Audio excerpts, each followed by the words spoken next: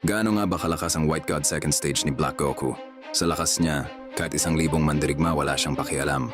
Habang kalagitnaan ng laban ni Goku laban sa mga adventurers, biglang may malakas na pagsabog sa langit. Isang sobrang evil aura ang bumaba. Si Goku napawisan agad. Yung mga adventurers, gulat na gulat. Ramdam nila ibang level ang kalaban na to. Pagtingin nila sa figure, akala pa nila kapatid ni Goku. Pero nung tinignan nila ang wanted poster, si Black Goku pala ang hinahanap nila. Para takpan ang kaba nila, sinabi nilang tutulungan nila si Goku. Doon nalaman ni Goku, ang kalaban niya ay ginawa ng 5 evil gods mula Universe 13.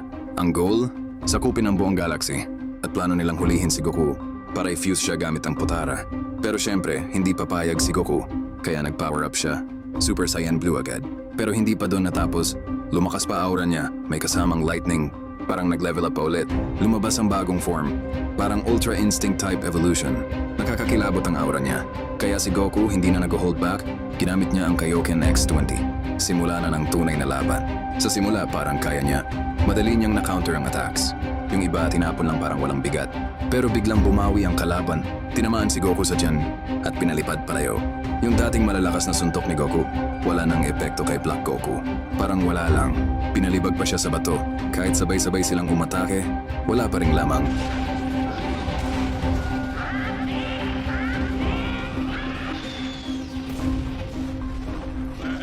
Kahit pinakamalakas na attack, walang damage kay Black Goku. Dito na nagpanik si Saitama. Sa sobrang bilis ng kalaban, tinamaan siya ng sunod-sunod na brutal attacks. Isang final blast, bumagsak siya sa lupa, wasak ang paligid. Wala na siyang lakas. Ang tanging pag-asa, fusion.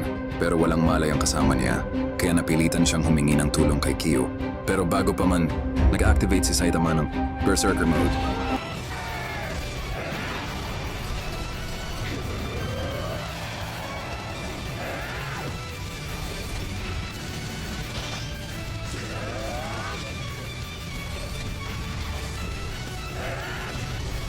Pero kahit ganun, hindi pa rin siya makasabay, tuluyang na-overwhelm. Habang lumalaban, lalo pang bumibilis at lumalakas ang kalaban. Ginagamit pa niya ang impact ng bawat galaw para bumalik at umatake ulit, doble ang damage.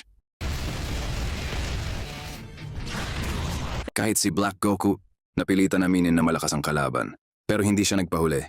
Ginamit niya ang ultimate technique. 1,000 evasions. Biglang naglabasan ang napakaraming clones, kasabay ng sunod-sunod na deadly attacks. Kahit dehado, lalo pa niyang tinaasan ang power niya.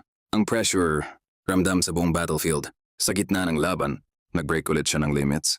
Sumabog ang energy niya, hindi na makontrol. Lahat ng fighters todo na. Pero ang tanong, kaya pa ba nilang tapatan ng White God Black Goku? Sa isang banggaan,